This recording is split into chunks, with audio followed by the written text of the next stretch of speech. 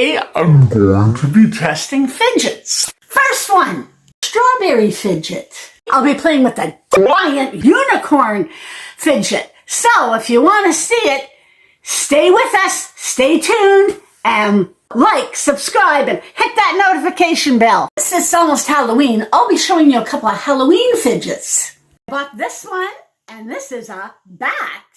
And I got this one, and this is, we all know, a pumpkin. A cupcake, yummy. This looks cool, and it's very good quality. I have this popsicle fidget. And here we have another strawberry. This mini cactus poppet.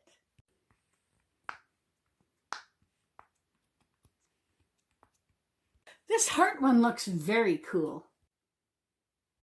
We're getting closer to the giant one. And here we have a circle poppet.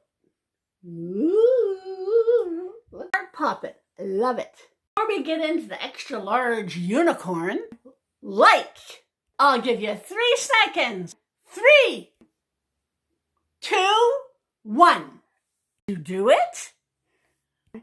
Oh, you didn't all do it. Oh, now you did it. Oh. As promised, our giant unicorn. Isn't she beautiful? Pop it.